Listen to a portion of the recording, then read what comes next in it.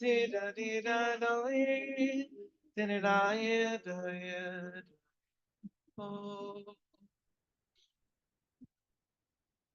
want to share one more thought with you and one more nigun. That's okay.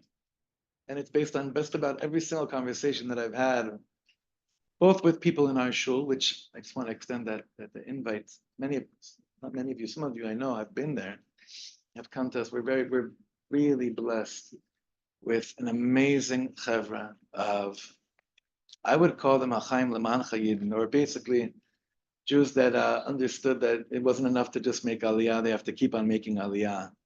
And people that are really, Baruch Hashem, like I'm sure all of you are here, they want to thrive here, and they want to build something that's a nucleus of mamish, a fire of Kedusha. And our Shul Shirat David and Efrat and the Zayit is Bezrat Hashem, just please join us whenever. It could be a Monday in November. Every day something's going on. And there's a common conversation that I've had with almost everyone in the shul, as well as people that have been in touch outside of the shul in the last 2 weeks. Question that came up on the WhatsApp, on the Rabbanei Efrat WhatsApp a few weeks ago was, I'm sure, a question that's come up here, and that is, what are we going to plan this year for Simchat Torah? Which, in my humble opinion, is a completely irrelevant question till Simchat Torah. Because the question really was, what are we going to do this year for Slichot? What are we going to do this year for Rosh Hashanah? The drashas kind of changed after last week, Tuesday night. Every single day is a whole world. It's an eternity. It's an eternity. And the question is, what is Aseret Yemei Teshuvah going to be? What is Yom Kippur going to look like? But the question that has come up more than usual has been like, I'm very nervous because I have no idea how to prepare for Yom Kippur this.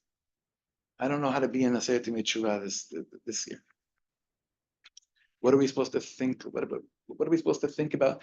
What are we supposed to do? The whole year is Yom Kippur. The whole year, there's a famous album of Reb Shlomo Carlebach. I don't know, I think it's called Yisrael B'tach B'Hashem. It's a live recording of a concert he did in Brooklyn College after the Yom Kippur War. And he says, it's just one of my favorite nusachs. He says, it's amazing. It's like, he could have said this last night, but right now. To tell you the truth, for me and for you, it's still Yom Kippur. It's still Yom Kippur. For us, really. For me and for you, it's still Simchas Torah. It's still Simchas Torah. I guess in Golos, it's for me and for you, it's still Shmini Atzeret. But we're still there. We're still there. What I've been trying to give over to all my friends and all my chevra is the following. It's what I'm trying to give over to myself, to be very honest. I'm not preparing any drashas for this Yom Kippur. I tried during Rosh Hashanah to prepare beforehand. What ended up coming out, I don't think was close to what ended up happening. What ended up being planned, that is. And guess what? Hashem's okay with it. But there was one word that I learned from my Rabbi Moshe Weinberger, probably 10 years ago, 12 years ago, that changed my whole approach to every Rosh Hashanah Yom Kippur I've had until now, and especially this year. There's a word that shows up over and over again through the davening of Rosh Hashanah Yom Kippur. So whenever I ask, what's that word? Everyone says Hamelech. It's like, okay, that's also true. But there's another word and you only use it, only basically like older Israelis that really know Hebrew use the following word. Because you don't say it, young people never say this word unless you daven Nusach Sfard, and it's the first word before the word Yishtabach on Shacharis Shabbos. And that word is Uvechein. Who says Uvechein? No one really says Uvechein anymore. I don't know, people say Beit Shemesh Uvechein. Huh? Sephardic. So Uvechein, ten kavod Hashem lamed. Uvechein ten pachtach Hashem Elokeinu Yisrael lamed. Al kol maasecha. Uvechein tzadikim yiru v'yismachu. Uvechein yitkadal v'yitkadash shimcha. Uvechein. This sounds like the most Hasidic Torah you've ever heard, and it's not. It's from the Tur. As far as I know, the Tur was not a Talmud of the Baal Shem Tov. The Tur brings the following Torah. The Tur says that the source for this word, uvechein, is from none other than Megillas Esther, where Esther Amalka says, uvechein avo el hamelech. Then she adds a few words. Uvechein avo el hamelech asher lo kadat. V'chasher avadati. What does the Torah say? With all the cheshbonos you have in your mind of how you should be, how you should approach Hashem, with what mindset and all the hachanas you can have. At the end of the day, in the heart of it all, the bottom line is avo el hamelech. I have to make sure one thing, that I show up. Asher lo, Esther Amalka says Asher lo chadat. What does that mean in the Megillah? Asher lo chadat means unexpected, right? Or what's that? Like Sasha Baron Cohen. He was great. He avo lamelech Asher lo chadat. Sasha Baron Cohen definitely came. Uvechein avo lamelech. Nachon, to show up, and then she even says v'chasher avati, meaning, and if the verdict is that avadati, that it's a lost cause, she says avadati, but she's not going down without the battle. And what's not the battle, but without like the giving it your all. And what's the giving of her all? Showing up. None of us are supposed to know what to look like this Yom Kippur besides one thing. Avo el hamelech. That's it. There's nothing else. Asher lo chadat, maybe this year I don't look as frum as I used to, because this year let's be honest, my avodat hanefesh and Elul and Tishrei this year is not the same one, because my son's in the army, my daughter-in-law's, what everyone has their own pekel achor. I'm just getting up from Shloshim, or I'm visiting that person, or I'm running to a mamad. Never. Who knows what it is? The Inyan is avo el hamelech, and we say uvechein. The Torah says over and over and over again, to make sure that we remember that the point is not how frum I look. Asher lo chadat. I don't look that, I don't feel like I'm in my element. None of us are in what we thought is our element. The truth is we're more in our element than we ever were, because we're breathing air. Like Rav Kook writes in Oros Milchama, the air that we're breathing now, after a year of Mesirut Nefesh, and so much Jewish blood being spilled, the air has become purified like never before in our lifetime. Rav Kook wrote these words after World War I. But really, it's for today, the air has never been more pure. So we're more in our element than we've ever been, but we're not used to it, and we don't want it to be like this. Asher lo chadat, v'chasher avati. But one thing's for sure. No matter how weird your Rosh Hashanah was, you showed up. And no matter how different and unexpected this Yom Kippur will be, one thing you know, you're going to show up. No matter where you find yourself, you're going to show up. Uvechein avo el hamelech. I heard these words, I heard this teaching. I never did this before. I davened to Hashem to get a nigun with these words.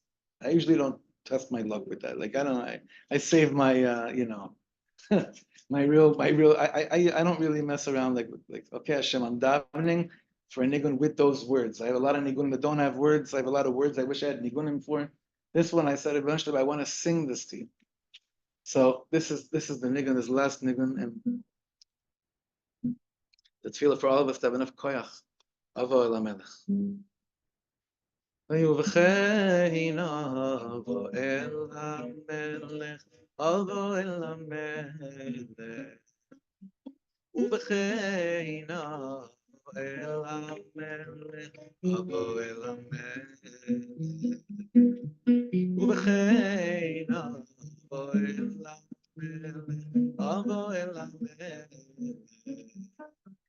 ובחיינה אוהל המלך, אוהל המלך. אבו אל המלך, אבו אל המלך, אבו אל המלך, המלך. אבו אל המלך, אבו אל המלך, אבו אל המלך. אבו אל המלך, אבו אל המלך, אבו אל המלך, המלך. אבו אל המלך, אבו אל המלך, אבו אל המלך. בחיינה אוהל המלך, אבו אל המלך. בחיינה אוהל המלך, אבו אל המלך. ובחיינה אוהל המלך, אבו אל המלך. ובחיינה אוהל המלך, אבו אל המלך. אבו אל המלך, אבו אל המלך, אבו אל המלך, המלך. אבו אל המלך, אבו אל המלך, אבו אל המלך. אבו אל המלך, אבו אל המלך, אבו אל המלך, המלך. אבו אל המלך, אבו אל המלך, אבו אל המלך. אבו אל המלך, אבו אל המלך, אבו אל המלך, המלך. אבו אל המלך, אבו אל המלך, אבו אל המלך. So I just want to leave you with a bracha, and it's a bracha, but it's a story that I want you to give me a bracha when I tell it to you, that it's the last time I ever have to say this story ever again. There was a big tzaddik, big Rebbe. He was about 200 years ago. His name was Reb Nosson David of Shedlovitz. You're not going to be tested on these names, don't worry, you don't have to remember, but I always like to say the name of the town he's from. Shedlovitz. Shedlovitz, he was one of the children of another big tzaddik, the Pshischa, not Reb Simcha Bunim of Pshischa, but the Yid HaKadosh of Pshischa, Rabbi Yaakov Yitzchak Rabinowitz. You know the Chassidus of Biala, if you've heard of the Biala Rebbe, that's the line that it comes from. And this Reb Nosson David Shedlovitz, it was Erev Yom Kippur, day before Yom Kippur, very ill, very frail. And his family knew he needed to see a doctor. The doctor comes and checks him, and he says to him, "Here, listen, Reb Nosson David, I'm wishing you a good ben shtir, chasim tov, but it's absolutely forbidden for you to toivel, to go into the mikvah, this Erev Yantiv. Your state, your situation, you can't."